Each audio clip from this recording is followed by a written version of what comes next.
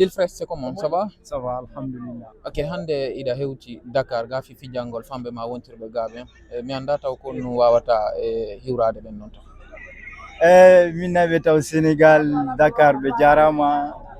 Minima ça va hande, ça va, mais plus que ça va encore, tu vois. Donc otino welti, no ɓurti weltagol kadi hande yewta Sénégal ɗo yawo jama ɗo fof yo lawti kaka mo woni donc non no wallina oti ɓernde. Landi kadi rendez-vous ko mi wolantaɓe kon ko 29 on wirgolɓe ko hiite wonne wadde kota goto jaɓu e fillanede ko heddi ton kon ko fi ko fof fille watte.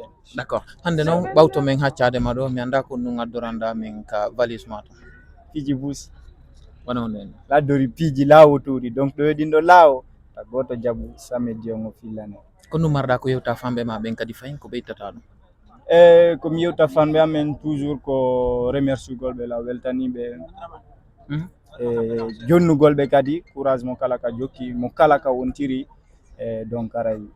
Ok, ɗo en juutin haala mi anda so tawi ɗa wawi hollude ko an tigui woni ɗo ko Lil Fresh woni ɗo.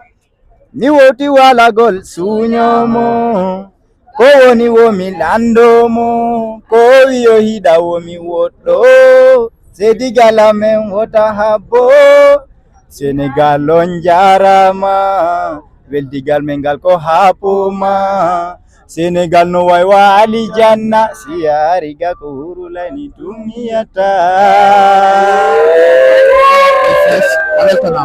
Mi weltanike ma o weltana kono ɓura weltanede. Lil Fresh